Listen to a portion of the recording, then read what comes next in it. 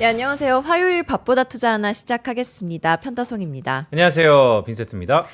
네, 오늘은 서초 WM 센터의 박별남 차장님과 함께하겠습니다. 어서 오세요. 어서 오세요. 네, 안녕하십니까.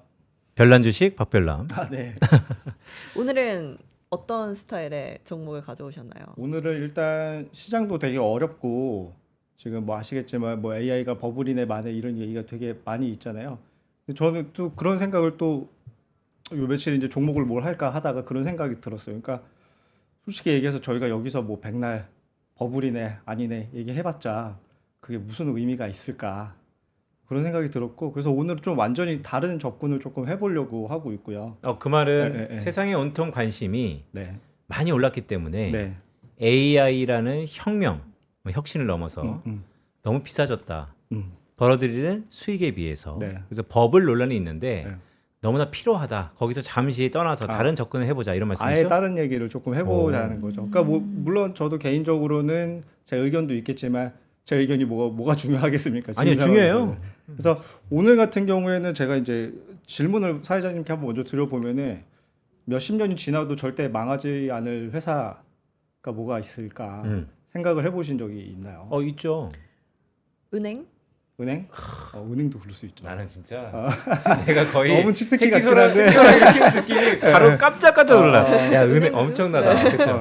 맞을 것 같아요. 네, 그러니까 은행 그럴 수 있죠. 네. 저 같은 경우에는 몇십 년이 지나도 갈 만한 주식을 알아맞추는 거는 사실상 거의 불가능에 가깝다라고 생각을 하고 있어요. 그러니까 물론 말씀하신 은행권 같은 경우에는 거의 망하기가 쉽지 않죠. 물론 이제 리마브라더스 같이 이제 망한 회사도 있긴 하지만요. 그래서 뭐 과거를 한번 생각을 해보신다라고 하면은 노키아라고 했던 회사가 예전에 있었었고. 네, 네. 차장님 죄송한데 마이크는 가운데 있고 아, 그래요? 몸을 이쪽으로 틀고 계세요. 아, 예, 네, 예, 마이크도 함께 잘 안 돌려주시면. 돌렸군요. 아, 네. 네. 제가 너무 몰입을 하다 보니까. 네. 그래서 지금 예전에 기억하실지 모르겠지만 노키아라고 했던 회사가 있었었고 우리나라에서는 아마 노키아 거 핸드폰이 안 팔렸던 것 같은데 해외에서는 되게 많이 사용을 했었거든요. 그리고 모토로라라고 하는 또 이제 스타텍 기억나시죠? 추억의 스타텍 같은 핸드폰 회사가 있었었고 뭐 코닥이라는 회사도 있었었고 과거에 이제 뭐 여러 회사들이 있었는데 그때 당시만 하더라도 사실상 뭐 지금의 거의 뭐 엔비디아 같은 뭐 삼성전자라든가 뭐 그런 수준으로 이 회사가 망할 거라고는 아무도 생각하지 못했을 정도로 엄청난 회사들이었었잖아요. 그래서 시장 점유율이 그때 당시만 하더라도 거의 뭐 아성을 무너뜨리기 어려울 거라고 이건 무조건 우량주다라고 생각했던 업체들이 지금 와서 보게 되면은 뭐 흔적도 없이 거의 지금 영상만 지금 유지하고 있는 수준이죠.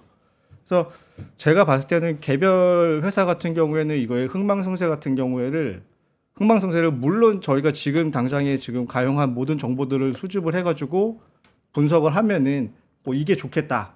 베스트 에포트를 다했을 때 이게 최적의 선택일 것 같다라고는 주장할 수 있을지 몰라도 사실상 인간의 지식으로는 맞추기는 저는 어렵다라고 생각을 하고 있어요. 물론 지금 엔비디아가 굉장히 잘하고 있지만요. 네. 네, 그래서 저는 오늘은 약간 어떻게 생각을 하고 있냐면은 개별 종목이 아니라 자본주의라고 하는 시스템에서 시작을 해가지고 저희가 이제 자본주의라고 하는 시스템이 망가지지 않는 이상은 없어지기 어려운 회사가 뭐가 있을까 그거를 조금 생각을 해본 거고요.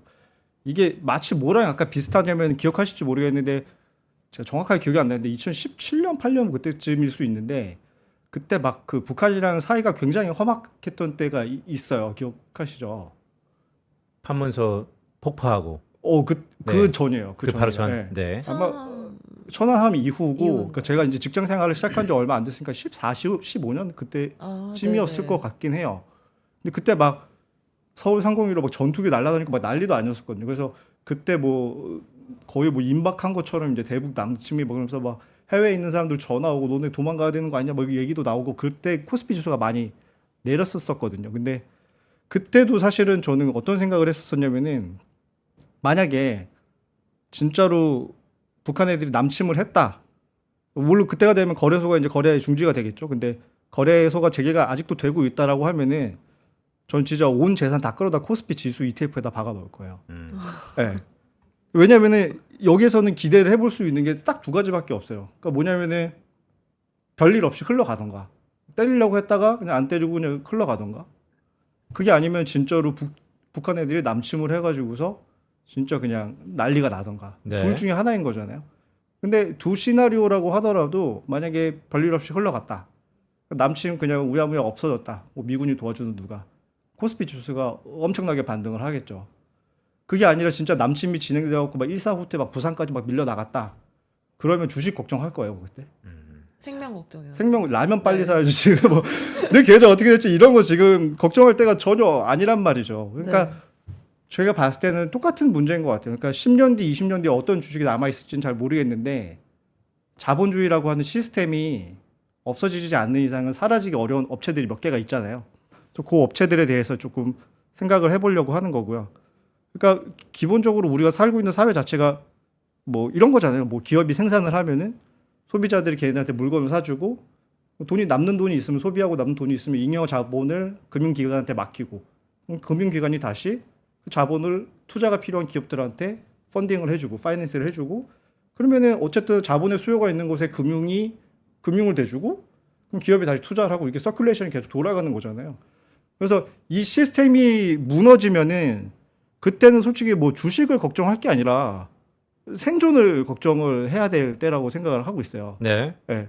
그래서 둘러 얘기를 했는데 요는 그거예요. 그러니까 뭐 개별 종목에 대한 예측을 하는 게 아니라 구조 시스템에 대한 예측을 해보자라는 거죠. 그래서 구조는 기업보다 훨씬 더 튼튼하고 흔들리기 어려우니까 그런 기업들 몇 가지를 좀 준비를 해봤어요. 그리고 실제로 저는 저희 집 애들한테도 매일 저희가 이제 저희 회사 같은 경우에는 적립식으로 매수하는 기능이 있잖아요. 네. 그 금액 단위로 저희가 되거든요. 뭐 예를 들면 1,000원 단위, 뭐 2,000원 단위로도 원화 기준으로 매수가 가능한데 지금 오늘 설명드릴 세 업체 같은 경우에는 제가 저희 집 애들한테도 매일 같이 적립식으로 매수를 해주고 있는 업체입니다. 그래요? 네. 업체요. 그러면 네. 이렇게 받아들이면 될까요? 세상의 온통 변화에 대해서 세상 민감하죠. 새로운 거에 대한 가치도 많이 주고. 네. 하지만 오늘 박별남 팀장이 던지는 화두는 이 모든 것들 중에서 안 변하는 것. 10년이 지나도 안 변할 것에 대해서 한번 집중해 보자. 근데 그렇죠. 그 부분이 우리 자본주의 시스템이라는 어떻게 보면 근간에 깔려 있는 플랫폼과 비슷한 스트럭처에 비슷한 업종이 종목이 있다. 그렇습니다. 그래서 사실상 지금 봤을 때는 뭐 생성형 AI가 굉장히 섹시하죠. 되게 네. 멋있죠. 근데 모르겠어요. 뭐 10년 전에는 그때 당시를 주도했던 어떤 기술이 있었을 거고요. 20년 전에도 그때 당시를 어떤 트렌드에 굉장히 핏한 어떤 업체들과 기술이 있었을 거예요. 근데 그 업체들이 지금까지 지속되는 업체들도 있을 수 있고 지금 와서는 전혀 이제 흔적조차 없어져 있는 애들도 있을 거고 하지만 저희가 지금 말씀드리는 이 인프라랑 이 플랫폼 같은 경우에는 여전히 지금 있단 말이죠. 이 무대 네. 자체는 여전히 변한 게 아니기 때문에 플레이어들은 바뀔 줄 몰라도 이 플랫폼 자체는 바뀌기가 상당히 어렵잖아요. 네. 사실. 네. 그래서 이런 업체들에다가 조금 투자를 해보자는 거고 이제 뭐 둘러 얘기를 해드렸는데 뭐 세 가지 업체예요 결국에는. 그러니까 첫 번째 업체는 그 나스닥 거래소인 거고요. 네. 나스닥 거래소 같은 경우에 아시겠지만 뭐 예를 들어서 스타트업을 되게 성공적으로 일궈낸 창업자가 있다라고 생각을 한번 해봐요. 그 결국에는 최종 목표가 엑시트잖아요, 사실은. 그 엑시트를 할 때 최1순위로 고려를 하는 거래소가 코스닥일까요? 스타트업 중에서는 뭐 꿈의 무대인 나스닥이 될 수 있다. 무조건 나스닥이겠죠. 그래서 나스닥 같은 경우에는 사실상 전 세계에 있는 창업자들이 1순위로 고려를 하는 상장 거래소가 될 것이고요. 만약에 거래소가 사라진다라고 하면 어떤 일이 벌어질까요? IPO가 없고 거래소가 없다라고 하면은 우리가 이거를 주식을 그냥 주식으로 샀다 팔았다로만 생각을 하는데 사실은 근본적으로 들어가면은 기업을 운영을 할 때 자본을 조달하는 방법이 두 가지가 있는 거잖아요. 하나는 뎁트일 거고 부채를 발행하는 거고 하나는 주식, 에쿼티를 발행을 하는 건데 거래소라는 플랫폼 자체가 없다라고 하면은 기업을 운영을 할 때 필요한 에쿼티를 발행할 만한 장소가 없게 되는 거죠. 네. 그래서 사실상 거래소 같은 경우에는 제가 봤을 때는 국가 인프라라고 봐도 무방할 것 같아요. 기업의 어떻게 보면은 근간을 책임지고 있는 어떤 중요한 그 시장이니까요. 그러니까 첫 번째로 말씀드릴 건 이제 나스닥 거래소 정도가 될 것 같고, 그러니까 오늘은 사실은 저 뒤에서도 뭐 내용이 좀 있긴 한데 세세하게 얘네가 뭐 얼마를 벌었고 무슨 뭐 마진이 얼마 그런 거 얘기 안 해드릴 거예요. 필요 없어요, 어떤 거. 예. 그는 기업에 대해서 그냥 말씀 제가 이렇게 뭉땡이 치려고 그런 게 아니라 네. 정말로 의미가 없어요. 네. 그런 거 제가 봤을 때. 예. 아니요. 그러면 네. 제가 이렇게 하나둘씩 뭐 반대 네. 아니면 의구심이 생긴 걸 한번 여쭤볼게요. 말씀의 스토리를 쭉 들어보니 나스닥 거래소가 포지셔닝 한 것 같아요.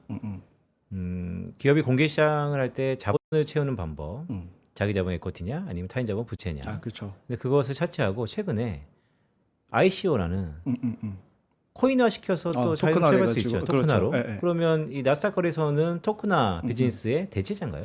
그럴 수도 있는 아, 거죠. 대체제. 약간 대립된 관계가 될 수도 있어요. 그래서 사실은 맨 마지막에 설명드릴 블랙락이라고 하는 회사가 있는데 그 회사를 저는 최 1순위로 뽑고 있는데 그건 좀 이따 말씀드릴게요. 네. 자, 그럼 그래서- 첫 번째는 네, 나스닥 거래소고 두 번째 뭡니까? 두 번째는 아까 전에도 말씀드렸다시피 기업들이 이제 자기가 생산에 필요한 어떤 경영 활동에 필요한 자본을 조달하는 방법이 하나는 에코티가 주식이 있을 거고 하나는 뎁트가 있을 거잖아요. 채권이 있을 텐데 채권 시장 같은 경우에는 아시겠지만 기관들의 마켓이에요. 최근에는 물론 그 개인 투자자 분들도 채권 투자를 좀 많이 하고 계시긴 한데 네.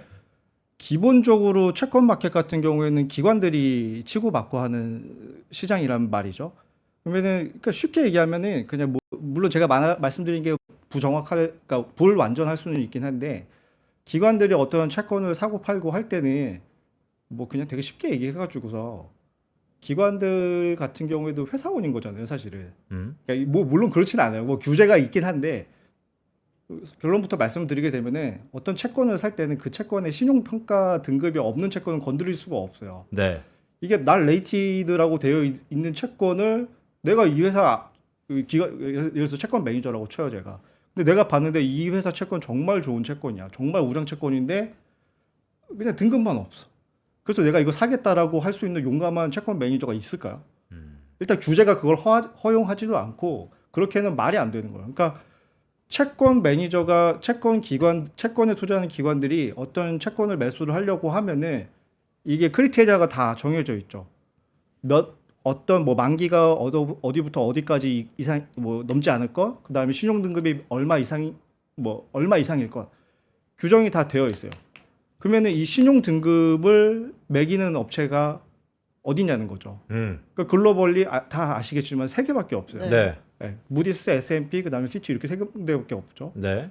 그래서 그 중에서 상장되어 있는 퓨어 플레이 하고 있는 레이팅 회사는 등급 8이라고 할게요. 그러니까 빅숏이라는 영화 보셨잖아요. 네. 빅숏이라는 영화 보면은 마지막에 헤지펀드 매니저들이 이 지금 쓰레기 MBS를 이렇게 해놓은 CDO가 등급이 안 빠지는 거를 항의하러 이제 가가지고 무디스한테 얘기하는 게 너네 등급 8이냐 뭐 이렇게 얘기를 했잖아요. 네. 똑같은 거. 그러니까 채권 시장에서 채권이 융통이 되려고 하면은 등급을 파는 등급 8이들이 필요한데 그게 이제 무디스가 하고 있는 역할이라고 보시면 돼요. 네. 그래서 무디스가 신용 등급을 안 매긴다? 채권이 발행되지 않는 거죠.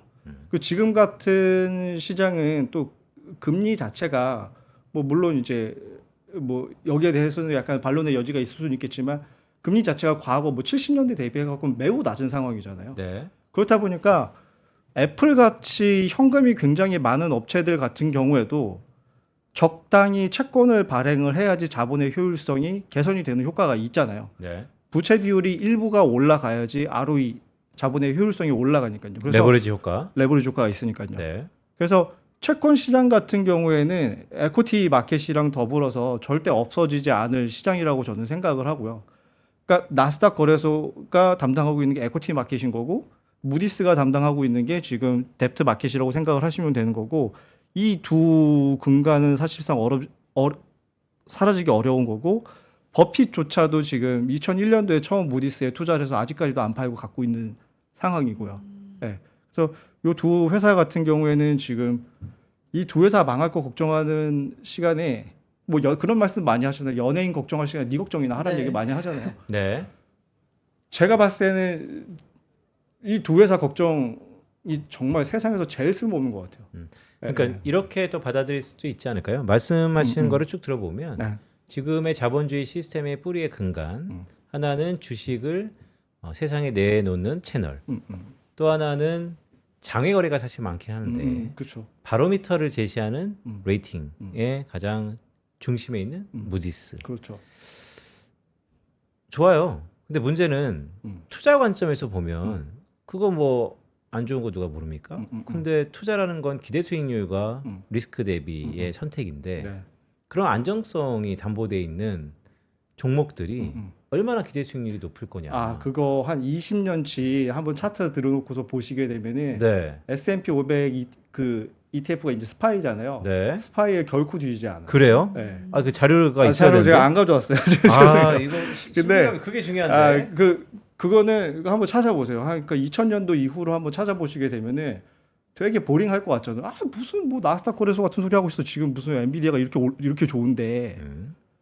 찾아보세요. 한번 찾아보시면 장난 아니에요. 네. 예, 예. 그래서 더 아웃퍼폼합니까? 아웃퍼폼하고 표준 편차로 저희가 보통 리스크를 이제 커뮤니케이션을 하잖아요. 그것도 굉장히 낮아요. 그래서 샤프 레이쇼를 따져봐도 좀 말이 안 돼요. 조금 거의 사기급이에요. 그래요? 예, 예, 예. 네, 그럼 오늘 총 예. 3개 아, 종목 예, 예. 소개해 주신다 했는데. 그래서 그 말씀드렸던 네. 두 개의 종목 외에 지금 부장님께서 말씀해 주신 대로 지금 전에 어떤 약간 토큰이라고 하는 새로운 게 생겨났잖아요. 지금 네. 그래서 뭐 ICO가 지금 생기게 되면은 결국에는 저희 같은 뭐 금융회사도 마찬가지죠. 중개업자인 건데 결국에는 파이낸스라고 하는 것 자체가 자본을 대여해주고 싶은 사람이 있고 자본에 대한 수요자가 있으면은 이 중간을 그냥 매칭을 해주면 되는 거예요. 그러니까 사실상은 사인 대 사인으로 거래를 하면은 금융업자는 다 필요가 없는 거죠. 거래소도 필요 없고 다 필요 없어요.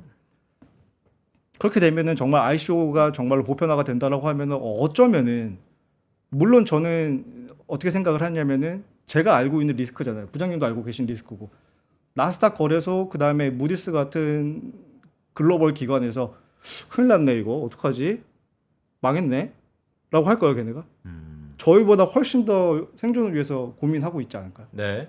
그래서 물론 그들이 이제 더 잘해낼 방법을 어떤 걸 찾아낼 거라고 저는 생각을 하고 있어요. 근데 그럼에도 불구하고 저는 두 업체보다도 조금 더 좋아하는 업체가 블랙락이라고 하는 업체를 조금 더 선호를 하고 있습니다. 그거는 뭐 1등 기업이라서 그렇습니까? 블랙락 같은 경우에는 머니 매니저죠. 그러니까 약간 앞서 말씀드린 두 회사랑은 약간의 결이 좀 다르긴 한데 그러니까 뭐 이런 표현이 맞을까요? 앞선 두 기업이 네. 기업이라고 표현해야 될까? 네, 네. 서바이벌 기업이죠. 해야지. 예, 예. 그 안에서 꽃놀이 팬은 또 블랙락이 갖고 있는 거다. 네, 네. 이렇게 해석해도 될까요? 약간 그 앞선 두 회사 같은 경우에는 그 금융의 전반적인 인프라를 제공을 하는 업체라고 생각을 한다고 하면은 블랙락 같은 경우에는 실제로 이제 공격까지도 이제 하는 업체라고 좀 생각을 하고 있어요.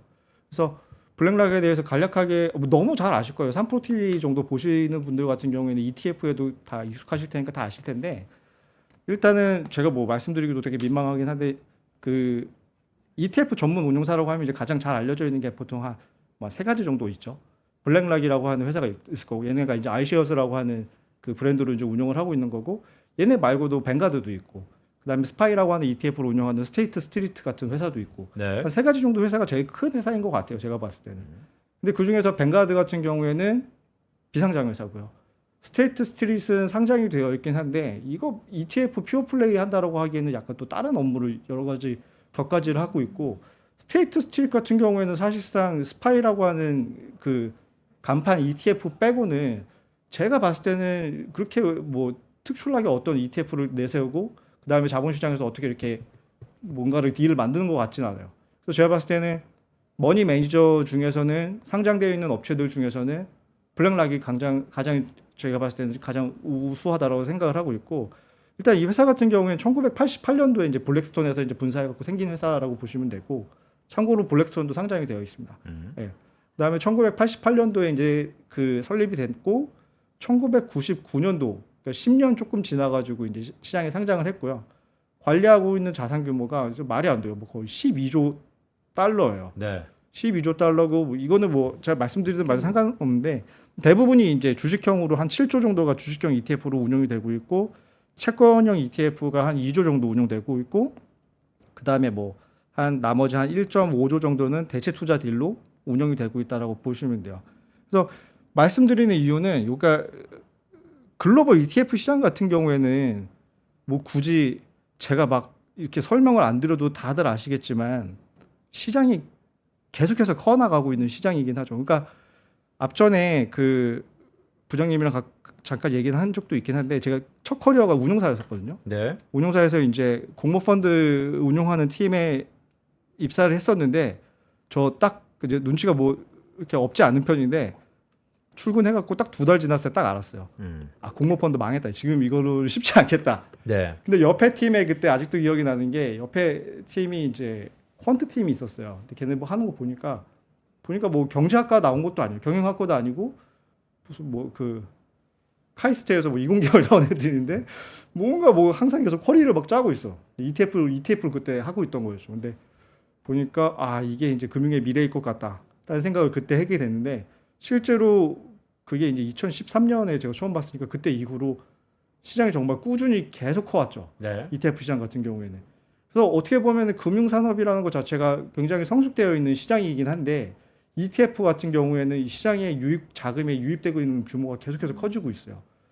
그리고 이 가장 빠르게 성장하는 자본시장 사이드에서 가장 빠르게 성장하는 ETF 바닥에서 메인 플레이어 중에 하나가 이제 블랙락이라는 거고요. 예, 예. 그래서 여기서 제가 이제 이 슬라이드를 하나를 좀 말씀드리려고 하는 게 있는데 이거 앞에는 뭐 지난번에 제가 말씀드린 거 그러니까 그 조금 변동성이 되게 큰 상황에 대해서 이제 말씀드렸던 건데 저는 근데 뭐 참고로 말씀드리면은 펀더멘털 이슈는 아니라고 생각을 해요. 그러니까 집중도 되어 있던 리스크가 너무 컸던 거였고 유동성이 지금 확 줄어드는 상황에서 빅스가 좀 변동성이 올라갔던 상황이고 크게 걱정 안 해도 될 것 같아요, 저는. 근데 지난번에 뭐 잠깐 세기도 했지만 네. 빅스에 대해서 네. 이 클러스터링 현상에 네. 대해서 말씀 주셨잖아요. 네, 네. 그럼 지금은 고점 찍고 약간 내려온 듯한 느낌인데 어때요? 빅스를 말씀하시는 네. 건가요? 지금은 아직은 부어 있는 상황이라고 생각을 그래요? 하고 있어요. 여전히? 네, 아직은요. 근데 중장기전 전 내년 상반기까지는 시장이 괜찮을 거라고 생각은 하는데 아직은 뭐 최근 한 달 정도라고 볼까요, 시계열을? 조금 조심을 할 만한 타이밍이긴 하다. 근데 물론 레버리지 투자를 안 하시는 분들한테는 저는 그냥 버티면 될 것 같아요. 그러니까 선물로 지금 포지션을 잡으셨거나 아니면은 그때 부장님이랑도 말씀드렸다시피 절대 하면 안 될 것 같은 상품 레버리지 ETF를 건드리시는 게 아니라고 하면은 네. 버티시면 될 것 같습니다. 제 개인적인 의견은 그래요. 예, 예. 그렇게 생각을 하고 있고 여기를 보시면은 그러니까 자산운용사의 수익 구조에 대해서 좀 말씀을 드리려고 하는 건데 그 ETF 다 투자해 보신 적 있으시죠? 네. 공모펀드도 투자해 보신 적 있으실 거예요. 보수가 얼마 나오는지 아시죠? 거의 뭐 최저 아니에요? 그러니까 뭐 몇 퍼센트 나오는지 아시나요, 대충? 저는 모릅니다. 몇 퍼센트죠? 거의 눈에 안 띌 정도인 거잖아요. 그게 보수가 네. 있어요? 운용 보수가 있죠. 그러니까 펀드 같은 경우에는 운용 보수가 있죠. 있죠. 근데 네. 이제 그게 거의 미미하지 않나요? 엄청 미미하죠. 네. 보통은 0.07, 그러니까 7bp 아니면 0.1%, 10bp 정도로 ETF는 책정이 되어 있고 그냥 일반적인 사람이 이제 관리하는 펀드 같은 경우에는 보시면 한 0.7% 정도가 될 거예요. 네. 그러면은 뭐 지금 주식 투자하는데 0.7% 그딴 거 지금 고민하게 생겼어라는 생각이 드셨죠. 네. 근데 잘 생각을 하셔야 되는 게 이게 그 복리 효과가 발생을 해요. 그러니까 뭐냐면은 그래서 슬라이드 한번 보여주시게 되면은 슬라이드 한번 볼게요. 슬라이드 보여주세요. 네, 이게 약간 재산세처럼 생각을 하셔야 돼요. 뭐냐면은 그런 말씀 자산가분들이 농담 삼아서 하시는 거 되게 많이 들었어요. 내가 그 집을 몇 채를 갖고 있는데 장기간 끌고 가면은 절반은 세금으로 다 뜯겨. 네. 농담 삼아서 자조적으로 말씀하시는 거 봤는데 똑같아요. 뭐냐면은 결국에는 보유 재산에다가 재산세율 떼는 것만큼 재산세 내는 거잖아요. 펀드 운용사가 가져가는 수익 구조 똑같아요.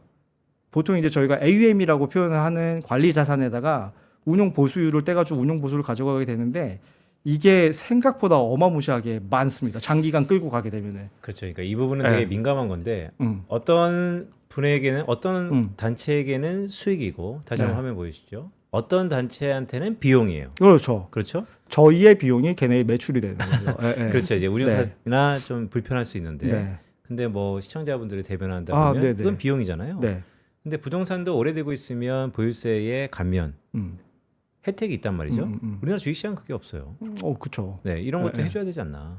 그 제가 감히 말씀드리면 그렇게 갖고 온 거 아니에요? 너무 그랜다는데요? 네, 다시 한번 화면 보여주시죠. 저는 지금 말씀드리려고 하는 게 뭐냐면은 생각보다 운용사들이 장기간 끌고 가게 되면 운용 보수를 가져가는 부분이 크다라는 거고 그렇기 때문에 저희가 운용사에다가 투자를 하자라는 거예요. 그러니까 뭐냐면은 운용 수수료 그까이 거 이렇게 생각 많이 하셨을 수 있어요. 뭐 얼마나 된다고. 그래서 제가 이거를 그 자료를 찾아왔는데 이게 뭐냐면 CFA 협회에 들어가 보면은 보실 수 있어요. 여러분들 제가 링크 달아놓긴 했는데 뭐냐면은 가정을 해본 거예요. 얘네가 만약에 매년 1,000불씩 투자를 한다고 치자. 그 다음에 연평균 수익률이 6%씩 찍혀. 그 다음에 여기 보면은 30년을 내가 투자를 했다고 치면은 그리고 연간 보수를 그러니까 이거 말도 안 되긴 하는데 연 보수를 2.5%씩 만약에 운용사가 떼갔다라고 치자. 네, 250bp를 어떻게 됩니까? 250bp 예를 들어서 네. 뗐다라고 치면은 여기 보세요. 보시게 되면은 30년을 이렇게 투자를 하게 되면은 원금 더하기 지금 원금은 당연히 이제 3만 불이 되겠죠. 10년씩 그 30년 동안 1,000불씩 투자를 한 거니까. 그러니까 번 돈은 그러니까 총 자산은 8만 3천 불까지 늘어날 텐데 3만 불 여기다 빼고 5만 3천 불을 번 거예요. 보수 공제하기 전에. 네. 근데 만약에 여기서 2.5%씩 운용사 놈들이 매년 떼간다라고 치면은 보수 공제하고 나서 남는 수익금이 이거밖에 안 남는다는 거예요. 네.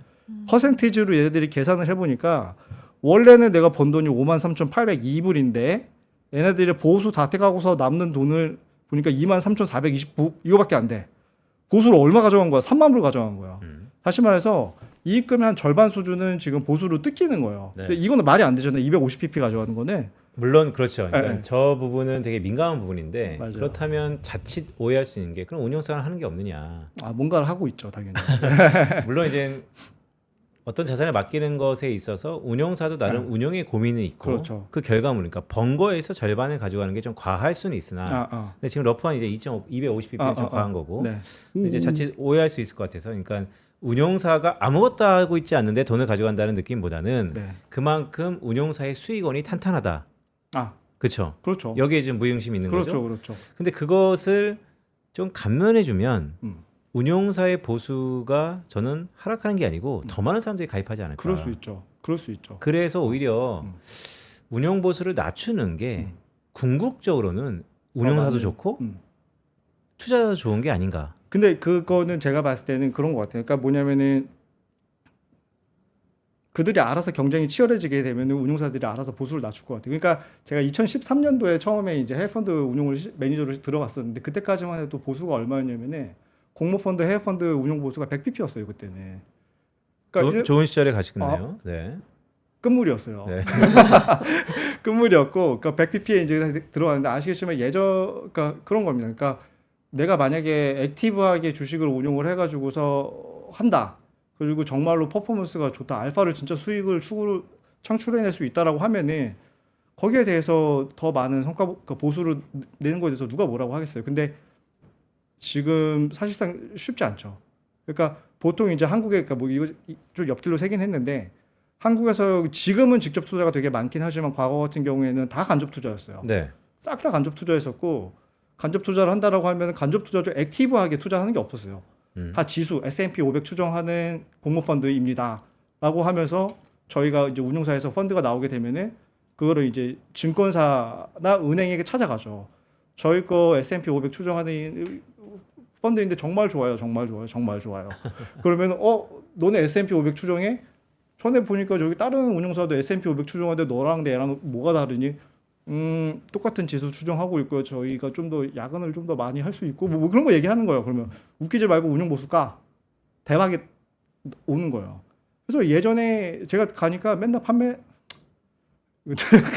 뭐 제가 증권사 온 이유 중에 하나도 그때 이제 각각을 느꼈습니까? 엄청 심했죠. 네. 자, 그러면 약간 이제 오해할 수 있으니까 그러니까 기본적으로 이런 거죠. 그러니까 운용의 전략에 다변화가 있다 보면 네. 시장 논리로 인해서 네. 하이리스크 하이리턴 많이 벌고 많은 운용하는 그렇죠. 거는 많이 벌고 I 많이 don't care. 가져가 오케이. 하지만 최근의 트렌드는 네. 워낙 미국에 투자하는 거 스파이 즉 S&P 그렇죠. 500을 따라가기 네. 힘들다 보니 대부분 전략이 지수 추종으로 패시브하게, 바뀌고 그러다 보니까 가격 논리, 시장 논리로 네. 운용 보수가 깎이는 그 형태였다. 네. 그래서 저는 근데 그게 안 좋다라고 생각하지 않아요. 왜냐면은 뭐 어떻게 생각하실지 모르겠지만 뭐 액티브 운용은 물론 이제 훌륭하신 매니저분들 굉장히 많긴 한데 뭐 저도 사실은 그쪽에 교육을 받고 자라서 그렇게 하는 거일 수도 있긴 한데 액티브 운용의 효용보다는 사실은 시장 전반에 대한 자산 배분이 굉장히 중요하다고 생각은 하고 있거든요. 네. 그러니까 그게 바로 지난 뭐 미국을 중심으로 해갖고 5, 60년 동안 시카고 학파가 이제 설파해왔던 내용 중에 하나이기도 하고요. 그래서 자산 배분의 관점에서 투자를 한다라고 하면은 결국에는 사실은 액티브하게 투자를 하는 것보다는 패시블리 투자를 하는 게 나쁘지 않은 선택인 거고요. 그러니까 뭐 얘기가 계속 옆길로 새긴 했는데 네. ETF라든가 아니면은 펀드 같은 거를 이제 보통 이제 연금 계좌에서 투자를 하실 거잖아요. 그 연금 계좌에서 투자를 한다라고 하면은 주식과 달리 펀드 같은 경우에는 한번 투자를 시작을 하시면은 굉장히 오랜 기간을 지속을 하시잖아요. 그러니까 주식은 오늘 샀다 내일 팔 수도 있겠지만 펀드 같은 경우에는 한번 투자하면은 제가 보기에는 못해도 1년 이상씩은 다 끌고 가시지 않을까. 제가 보기엔 못해도 1년이요. 그 연금 계좌에서 만약에 했다라고 하면은 처음에 설정해놓고 까먹으실걸요. 아마 못 샀는지도 모를걸요.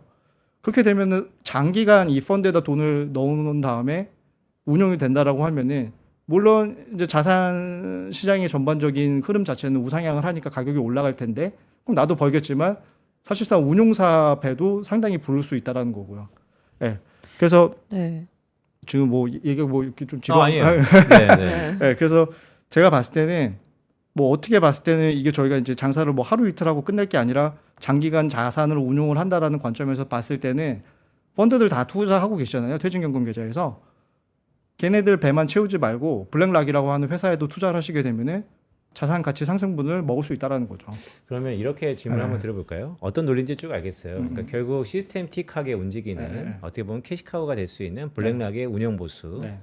복리 효과로 우상향 늘어날 수밖에 없기 때문에 투자자 입장에서 거기에 비용을 속된 말로 떼이지 말고 우회적으로 주주가 그럼요. 돼서 가져와라라는 저 나쁜 말씀이신데, 놈들 욕할 게 아니라 같이 거기다 돈을 넣자는 거죠. 그렇죠. 네. 전략적으로 판단하자라는 네. 말씀이신데, 근데 네. 근데 거꾸로 그러면 지수가 하락한다.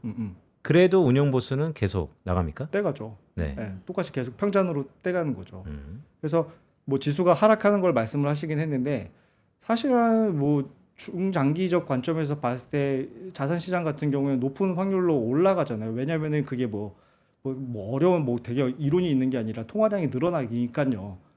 경제가 성장을 하려면은 통화량은 늘으면 늘었지 사실상 장기 관점에서 봤을 때 줄어들 거라고는 저는 생각하고 있지 않고 어쨌든 자금 통화량이 M2가 됐건 통화량이 늘게 되면은 결국에는 자산 사이드로 흘러갈 것이고 네. 그러면 블랙락 입장에서 봤을 때는 극단적으로 예를 들면 그거예요. 신규로 얘네 ETF에 유입되는 자금이 없다고 하더라도 S&P 500 지수가 만약에 S&P 500 지수가 10% 올랐다. 그러면 얘네들은 관리 자산 AUM에다가 보수를 떼기 때문에 신규 유입 자금 없어도 돼. 지수가 10% 올랐으면 내 매출도 10% 올라가는 거야. 이런 구조인 거예요. 네. 그러니까 제 생각엔 봤을 때는 스파이, 그러니까 S&P 500 ETF 투자 많이들 하시잖아요. 그것도 좋기는 좋아요. 근데 제가 봤을 때는 블랙락 같은 경우에는 훨씬 더 이 효과를 레버리지업 할 수 있는 하나의 비이클이라고 생각을 하고 있어요. 네, 오늘 박별남 차장님이 자본주의가 망하지 않는 한 절대 사라지지 않을 회사들에 대해서 얘기 중인데 네. 그 중에서 지금 블랙록에 대해서 얘기를 하고 계세요. 근데 블랙록에 이런 기사가 있어요. 한국의 해상풍력과 인공지능 인프라에 20조 원 규모의 투자를 추진한다라는 기사가 있는데 이건 어떤 내용이에요? 그러니까 이거는 제가 생각하기엔 그거예요. 그러니까 얘네들이 그 ETF 같은 경우에는 시장 자체가 굉장히 규모가 커다랗고 그다음에 성장을 하고 있는 산업이긴 하지만 마진 자체가 그렇게 어마무시하게 많이 뗄 수 있는 구조는 아니에요. 그러니까 워낙에 다 패시블리하게 운영이 되고 있고 시스템으로 운영이 되다 보니까 보수를 많이 뗄 필요도 없고요.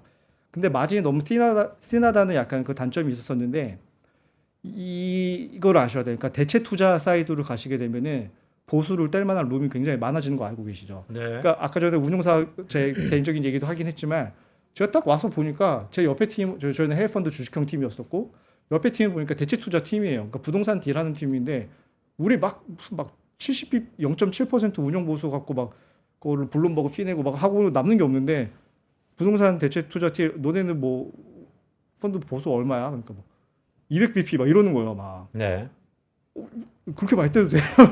이런 거죠. 그러니까 그때 또 발견한 게 이게 주식이라든가 채권 같은 자산은 굉장히 자산 자체가 투명하잖아요.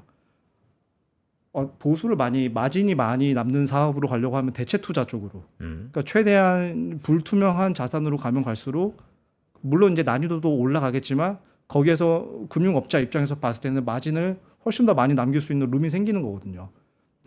그래서 저는 그렇게 생각을 해요. 블랙락이 최근에 얼마 전에 인수한 회사 중에 하나가 뭐가 있냐면 GIP라고 하는 회사가 있어요. 글로벌 인프라 파트너라고 하는 회사를 인수를 했는데 네. 여기가 이제 항만 막 이런 거 인프라에다 투자하는 회사거든요. 근데 이 회사를 투자한 이유 자체도 약간은 수익의 다변화를 지금 생각을 하고 있는 것 같아요. 물론 지금 ETF 시장도 굉장히 산업 전반적으로 굉장히 잘하고 있는 시장이긴 한데 인프라 대체 투자 쪽에서도 조금 다변화를 지금 해놓으려고 하는 포석 중에 하나가 아닐까라고 생각하고 있습니다.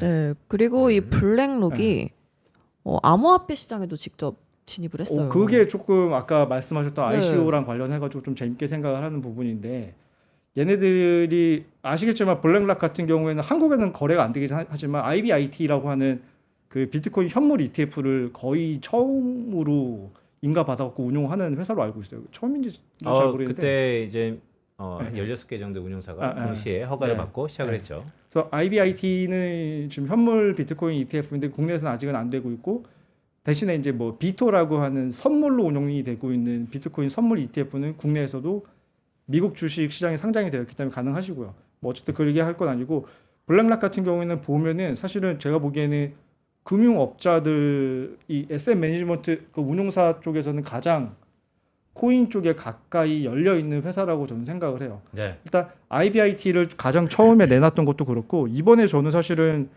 올해 5월 달에 얘네가 그 인베스터 데이가 있었었는데 그때 되게 재밌는 얘기를 많이 했었어요. 그러니까 이런저런 얘기를 했었는데 무슨 얘기가 되게 인상 깊었었냐면은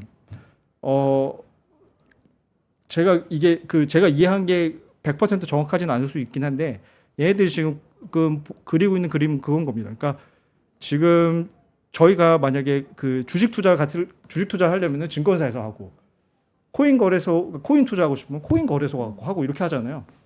그게 아니라 얘네가 지금 그리는 그림은 뭐냐면은 메타마스크 아시죠? 네. 그러니까 메타마스크 같은 데에서도 토큰화가 되어 있는 테슬라 주식을 산다거나 아니면 토큰화가 되어 있는 MMF를 산다거나 그거를 도와주고 반대로 이제 뭐 그런 식으로 그러니까 하나의 단일화되어 있는 플랫폼 슈퍼 앱을 하나 만들어 갖고 여기에서 주식 거래하고 싶으면 주식 거래해. 여기서 코인 거래하고 싶으면 코인 거래해. 코인 하고 있는 분들 여기 와가지고 MMF 하고 싶으면 MMF 해. 이런 하나의 길목을 지금 허브의 역할을 지금 하고자 하는 것 같아요. 네. 그러니까 얘네들이 되게 신기했던 게 뭐가 있었냐면, 그러니까 이게 되게 중요한 게 뭐냐면은 저도 자료를 조사하다 보니까 알게 된 게 그 글로벌리 디지털 자산, 그러니까 그 암호화폐 시장이죠. 거기에 자산 규모가 4.5조 달러나 된다고 하더라고요. 근데 이 4.5조 달러나 있는데 이 돈들이 사실상 전통적인 금융 자산이랑은 연결이 안 돼 있어요, 사실은. 네. 그래서 저희도 지점에서 이제 영업하다 보면은 그 코인을 그러니까 젊으신 부자분들 중에서 돈을 버신 자산가 분들 중에서 일부는 이제 코인 거래를 통해서 이제 자산을 버신 분들이 있거든요. 그분들 같은 경우에는 이제 뭐랄까요? 증권사를 와야지만이 전통 금융 자산을 할 수 있는 약간 이게 단절이 되어 있는 상황인 거죠.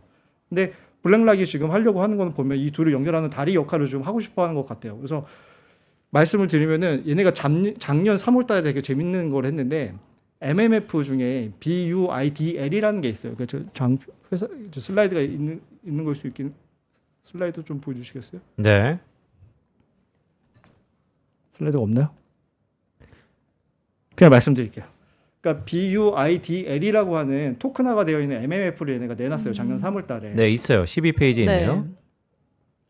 토큰화된 네네. 머니마켓 펀드에서 요거를 지금은 파일럿으로 좀 운용을 하고 있는데 자산 규모는 30억 그 달러 정도로 지금 운용을 하고 있어요. 그러니까 원래는 MMF 투자를 하려고 하면은 당연히 이제 증권사에다 계좌를 오픈을 하고 그다음에 MMF를 투자를 하는 수밖에 없었는데 지금 이거를 토크나이제이션을 해가지고서 지금 그 코인 투자를 하시는 분들도 별도로 증권사에 방문하지 않더라도 USDC나 USDT 같이 이제 갖고 계시는 스테이블 코인을 갖고서 이 MMF를 살 수 있는 걸 마련을 해놨어요. 네. 그래서 얘네들이 이걸로 또 뭘 했었냐면은 그러니까 이거는 2주 전 뉴스인데 바이넌스 제가 이거 보여드릴게요. 네.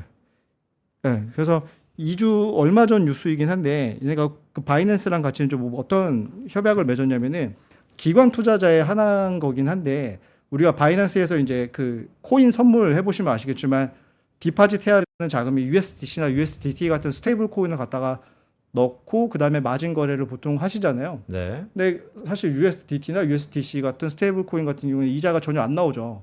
그래서 약간 불편함이 있었는데 얘네들이 지금 바이낸스에서 허용을 해준 게 뭐냐면은 블랙락에서 지금 운영하고 있는 MMF 있어, BUIDL, 비들 그거 있어, 그거 가지고 와서 디파짓 하면은 그거 증거금 잡고 우리가 선물 거래하는 거 허용해 줄게.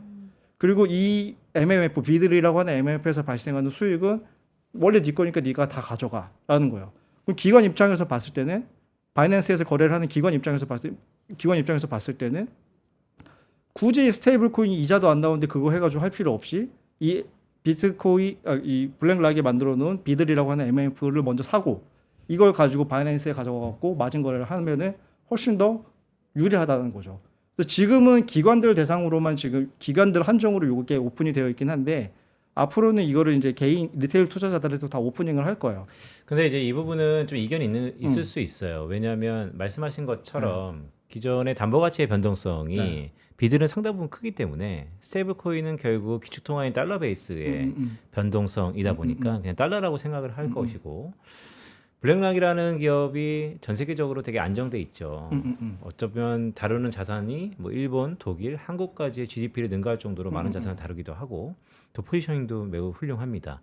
하지만 거기에 MMF 상품이 기축통화의 달러의 위상을 대체할 수는 없기 때문에 그것을 바이낸스에서 갖고 와서 담보를 잡는다 한들 그게 달러보다 안정할 거냐에 대해서는 상당히 의구심이 생길 수도 있거든요. 저는 근데 약간 거기에 대해 다르게 생각을 하는데 MMF의 안정성에 의구심을 갖는다고 하면 거의 그거는 저는 있을 수 없는 일이라고 생각해요. 그러니까 이런 거죠. 그러니까 단기 머니마켓인데 결국 이 담보 가치가 논의가 될 때는 비정상적인 블랙스완처럼 비정상적인 크랙션이 나타났을 때 그럴 수 있죠. 과연 그 담보 가치가 어디가 더 안전할 거냐. 코로나 때 기억하시겠지만 코로나 때 MMF에 문제가 생겼던 적이 단 한 번 있었는데 그때 연준이 바로 개입을 했죠.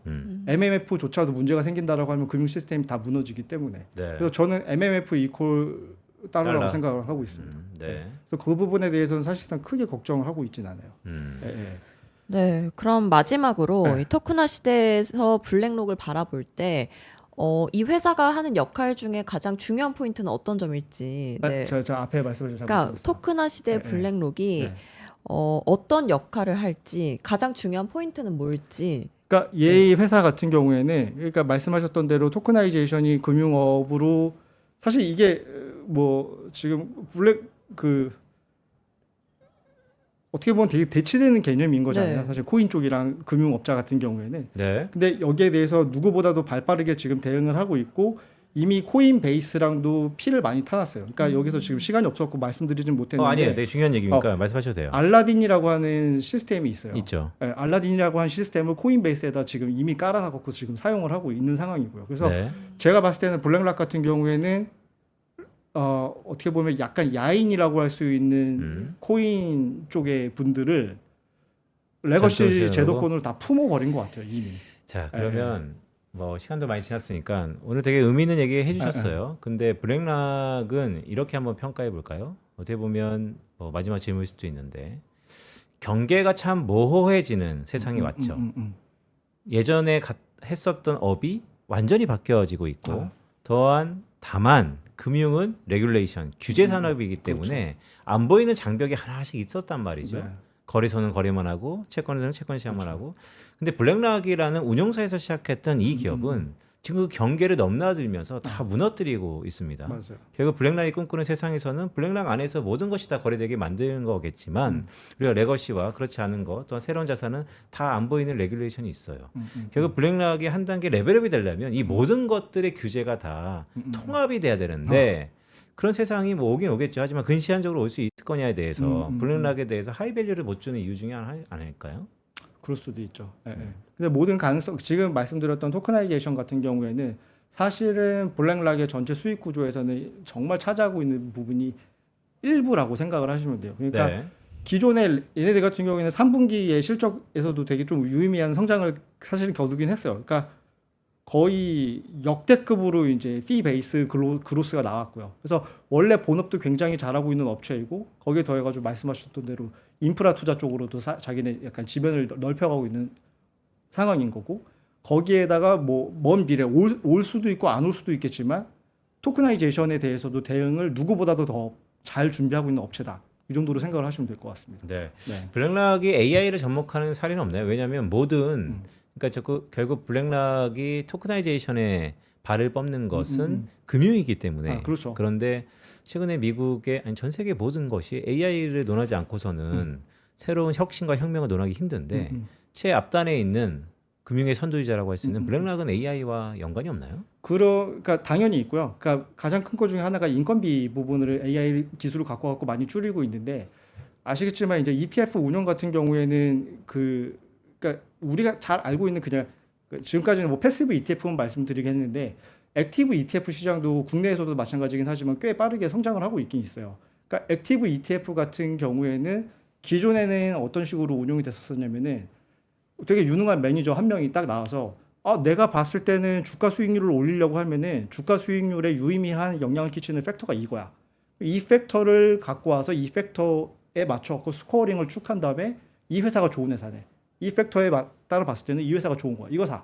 이런 식으로 멀티 팩터 모델을 만들어 놓고 운용을 했는데 이 매니저가 엄청 비싼 거죠, 사실은. 네. 왜냐면 공부를 되게 많이 하신 분이니까 박사고 PhD고 성과 보수도 많이 가지고 엄청 많이 가져가는 거였는데 네. 지금은 지금은 어떤 식으로 하고 있냐면은 이런 식이에요. 그러니까 예전에는 팩터 모델이 가장 쉽게 생각하시면은 CAPM 모델. 네. 그러니까 뭐냐면은 그 시장 리스크를 내가 감내하는 대신에 이만큼의 수익을 가져갈 수 있어. 또는 그런 거죠. 그러니까 저평가되어 있는 주식들을 산다라고 하면은 수익이 많이 나더라. 저평가라고 하는 게 하나의 팩터인 거예요. 그러니까 예전에는 사람이 생각을 해가지고 가만히 있어봐. 저평가된 거 사면은 수익이 많이 날 것 같은데 팩터에 대한 정의 자체를 사람이 가설을 먼저 해놓고서 이 가설이 맞는지 가설 검증을 하고 괜찮다. 이거 너 이런 식으로 됐던 거예요. 근데 지금은 어떤 식으로 이 팩터 모델이 발전을 하고 있냐면은 사람이 하지 않아요. 네. 사람이 하지 않고 데이터를 싹 다 매긴 다음에 어떻게 했을 때 주식 수익률이 잘하는지 AID가 알아서 분석해 와 라고 하면은 뭔지는 모르겠는데 어떤 팩터가 하나 툭 튀어나와요. 네. 그럼 이 팩터는 사람이 설명을 할 수가 없어요. 네. 저평가 팩터다 뭐 이런 식으로 사람이 설명을 할 수 있어야 되는데 네. 설명할 수 없는 이상한 수식으로 되어 있는 팩터가 지금 나오고 있는데 이 팩터를 발견하는 모델을 AI 기술을 갖고 와서 지금 이 ETF 운용사인 블랙락이 하고 있고 그거 덕분에 상당 부분의 액티브 그 매니저들을 이렇게 한 거죠. 그러니까 이제 그 얘기는 되게 이제 심오한 얘기인데 결국 그것의 결론은 현재까지는 자금도 AI가 되고 운용도 AI가 하고 모든 것은 다 AI가 하고 있다라고 똑같은 얘기이잖아요. 그래서 플랫폼 비즈니스를 하고 있는 업체라고 보시면 되고 플랫폼 비즈니스 같은 경우에는 아시겠지만 뒤로 가면 뒤로 갈수록 다 잡아먹어요 혼자. 그래서 지금은 그 ETF 사이드에서 지금 플레이하고 있는 몇 개 업체가 있긴 하지만 네. 뭐 결국에는 두 군데 정도 남지 않을 거예요. 뱅가드나 블랙락 정도. 알겠습니다. 그러면 오늘 이렇게 이해해도 될까요? 시간이 좀 많이 지났기 때문에. 자, 박별남 차장이 모든 사람들의 AI 변화와 버블과 혁신에 눈이 이목이 쏠려 있을 때 변하지 않는 것은 무엇인가로 화두를 던졌어요. 근데 거기에 근간에는 지금 우리 장이 약간 위험해서 너무 변화를 쫓기보다는 안정적인 걸 쫓아라는 느낌인지 아니면 장은 내년 상반기까지 별 이상 없습니다. 하지만 모든 사람들이 한 곳에 바라보는 것이 해자가 아니기 때문에 가끔은 시스템 구조상 안정적으로 캐시카우를 창출하는 블랙락 같은 기업을 보자. 어느 쪽에 좀 더 무게가 있으세요? 그러니까 약간 코어 세틀라이트 전략을 많이 들어보셨을 텐데 제 생각에는 이 지금 말씀드린 요 세 종목 같은 경우는 코어에 해당합니다. 그러니까 뭐 전술적으로 무슨 샀다 팔았다 전혀 할 필요가 없고요. 제 생각에는 꾸준히 자산이 그러니까 수익이 발생하시면은 그 자금의 일부는 사 모으시는 게 나아요. 그러니까 이거는 뭐 주식이 빠졌다고 해서 파실 필요도 없고 올랐다고 해서 파실 필요도 없을 것 같아요. 그냥 은퇴하기 전까지 쭉 모아 가실 거면 되는 거고 저는 개인적인 의견으로는 내년 상반기까지는 주식시장이 오를 거라고 생각을 하고 있고요. 그래서 그거랑은 별도의 사이드로 지금 운영을 하시는 겁니다. 이거는. 그래서 요러한 요 세 가지 업체 정도는 저 같은 경우에는 자산의 한 예를 들면 30% 40% 정도 큰 축은 담당을 하고 나머지는 이제 조금 플레이를 하는 거죠. 네. 네. 예금보다는 블랙락이다. 아 그럼요.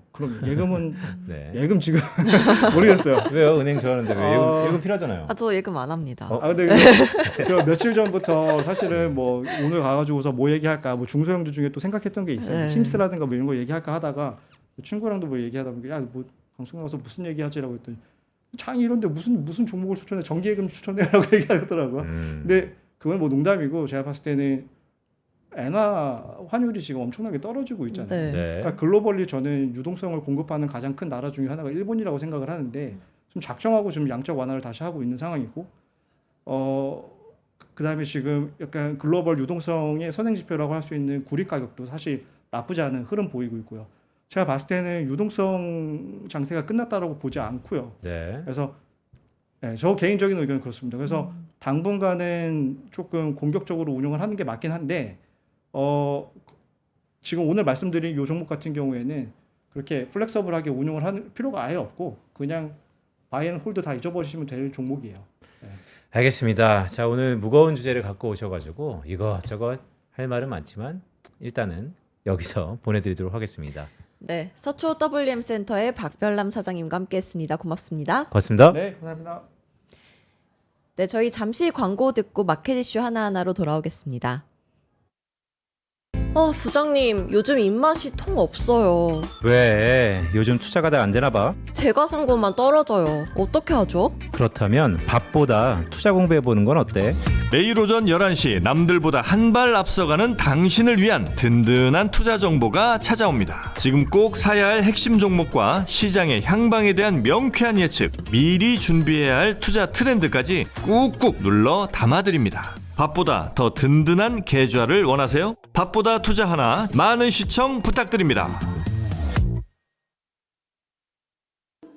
남다른 수익을 원하세요? 한 발 더 앞서가고 싶으세요? 시간은 없고 매일 둘이 뭉실한 정보만 주는 투자 방송에 지치셨나요? 점심시간 딱 1시간만 더 투자해보시는 건 어떠세요? 진짜 돈 되는 정보, 진짜 투자하는 사람들의 이야기를 들려드립니다. 매일 오전 11시 남들보다 한 발 앞서가는 당신을 위한 든든한 투자 정보가 찾아옵니다. 지금 꼭 사야 할 핵심 종목과 시장의 향방에 대한 명쾌한 예측, 미리 준비해야 할 투자 트렌드까지 꾹꾹 눌러 담아드립니다. 밥보다 더 든든한 계좌를 원하세요? 밥보다 투자 하나 많은 시청 부탁드립니다.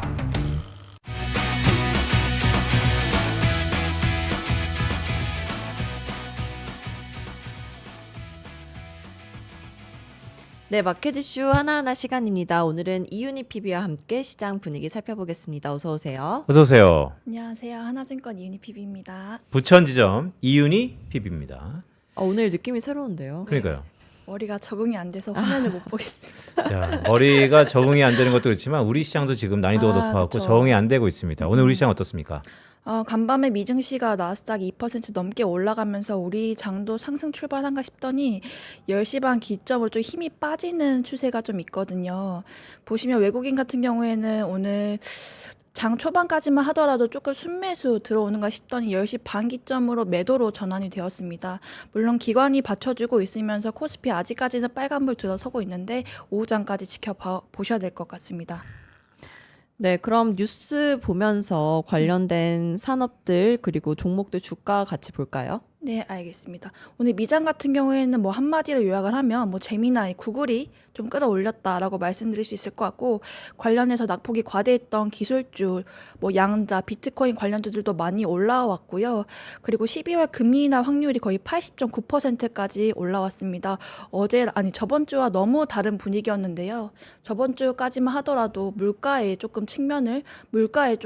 우려에 초점을 맞췄던 반면에 이번 주 들어서는 고용 악화에 좀 초점을 맞추면서 12월 금리 인하 확률이 80.9%까지 올라갔다는 점에서 기술주, 위험 자산들 대부분 올라갔던 그런 하루였습니다.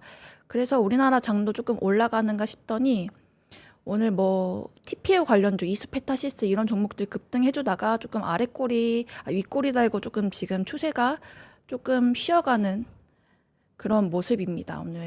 오늘 눈에 띄는 게 업종별 흐름을 좀 볼까요? 왜냐하면 삼성바이오로직스가 재상장한 지가 하루밖에 안 그쵸? 지났는데 기대가 좀 컸던 걸까요? 오늘 하락폭이 좀 크네요. 네, 오늘 하락폭 9.28% 하락을 하고 있습니다. 아무래도 어제 좀 급등한 영향이 있고 어제 인적 분할 이후 처음으로 이제 재상장이 되었는데 저는 이제 기대감을 유효하나 지금 한국장 같은 경우에는 변동성이 너무 크고 어제 펩트론 같은 종목도 크게 악재가 없었음에도 불구하고 급락하는 모습을 보였거든요. 지금 바이오주들이 아무래도 최근 들어 반도체 대신 올라갔다 보니까 낙폭이 과대하지 않나 싶습니다. 그리고 반도체 업종 종목들 하나씩 볼까요? 어제 미국장이 나스닥을 중심으로 상승을 했잖아요. 네. 어제 뭐 알파벳이 이제 TPU 관련해가지고 뭐 제미나이도 그렇고 뭐 나노 바나나도 그렇고 구글 기점으로 지금 전반적으로 급등을 해주는 모습을 보였습니다.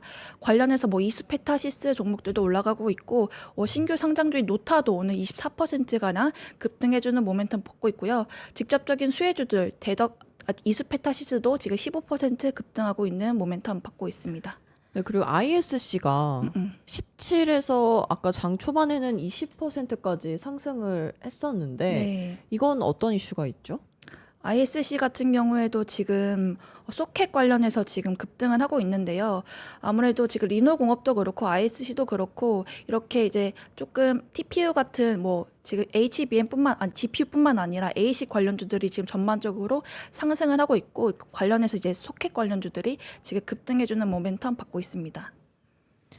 연일 글로벌리 제미나이 넘버 버전 3 때문에 우리 장도 영향이 미칠 거다 이런 얘기가 있는데 네. 관련된 수혜 업종, 수혜 종목이 거론되고 있나요? 네, 그렇습니다. 이수페타시스도 지금 거론이 되고 있고 직접적인 수혜주기도 하고 제가 지금 잠시만요. 이게 지금 글자 하나밖에 생각이 안 나는데 네.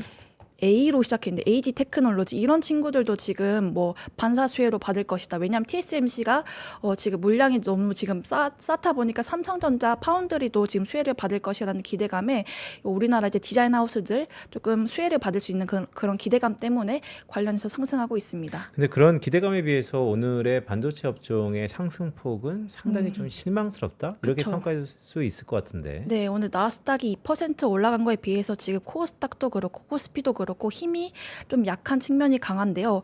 그렇다고 환율이 지금 급등하는 모멘텀도 아닙니다. 제가 보기에는 이유를 굳이 찾자면 뭐 내일 있을 PPI도 그렇고 연준 베이지북도 그렇고 뭐 ADP 민간 고용 지표 다 보고 들어가자. 아시아 그 외국인 입장에서는 그렇게 생각할 수도 있을 것 같습니다. 네, 근데 이 알파벳발 호재가 한국 증시에 힘을 다시 불어넣어 줄 수 있을까요? 저는 그렇게 봅니다. 지금 월가 IB도 지금 하이닉스랑 삼성전자 계속해서 목표가 상향하고 있다는 점에서 제가 보기에 단기적으로는 조금 오늘처럼 이렇게 힘이 약할 수 있지만 긍정적으로 보고 있습니다. 자, 화장품 한번 볼까요? 최근에 한일령 그러면 그것에 수혜받는 뭐 여러 외사 레포트를 보니까 그래서 중국 화장품이 잘 팔릴 거다. 그래서 중국의 화장품 원천적으로 납품하는 뭐 코스맥스 얘기도 막 나오고. 근데 대장주의 API도 그렇고 전반적인 화장품 업종은 어떤가요? 제가 관심 종목을 조금 확대해서 보여드리면 저번 주 같은 경우에는 이제 중일이 이제 갈등이 좀 심화되면서 우리나라 엔터, 뭐 화장품, 레저 이런 쪽이 급등해줬는데 지금 전반적으로 조금 수급이 좋지 않습니다. 전반적으로 지금 파란불 들어서고 있고 아무래도 지금 거래 대금이 한정적이다 보니까 이 종목들까지는 지금 오늘 움직이지 않는 모습입니다. 네, 그리고 갖고 오신 자료 보니까 이 반도체 관련해서 페이지가 가득 차 있는데 이거 네. 무슨 내용이죠? 제가 일단 저번 주에는 바이오를 너무 많이 말씀해서 오늘 네. 반도체를 얘기를 해야 될 것 같은데 지금 전반적으로 지금 반도체 호조 뉴스만 정말 가득합니다.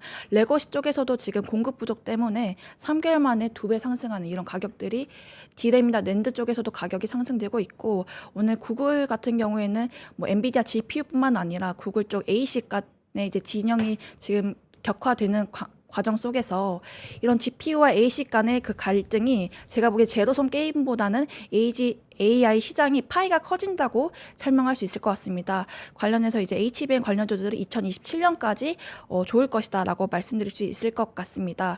그러나 알파벳발 호재가 우리나라 반도체에 언제까지 영향을 줄지도 좀 봐야 될 것 같습니다. 지금 환율도 조금 부담스러운 구간이기도 하고 지금 우리나라가 조금 4,000P를 지금 못 넘고 있는 모습이 계속되고 있어가지고 이 호재가 우리나라에도 얼만큼 영향을 줄지 오늘 오후장까지 지켜보셔야 될 것 같습니다. 코스닥은 연일 글쎄요. 코스피는 그렇다 치더라도 코스닥에 대한 변동성이 꽤 높은데 코스닥 그러면 시가총액 1등이 알테오젠을 비롯해서 오늘 전반적인 제약사는 어떤가요? 오늘 전반적으로 힘이 조금 약한데요. 오늘 코스닥 시가총액을 보면 알테오젠 같은 경우에는 거의 보합 수준이고요.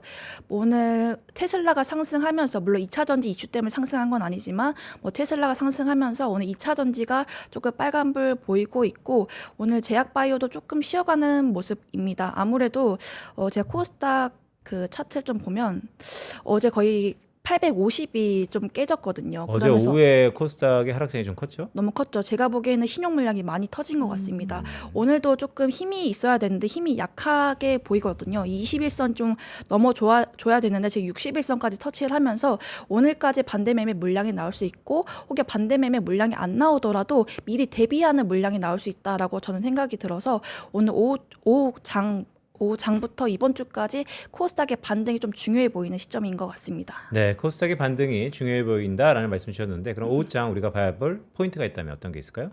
외국인들 수급이 조금 들어와줘야 되는데 일단 제가 오늘 가져온 게 제 환율 같은 경우에는 지금 약세가 지속이 되고 있잖아요.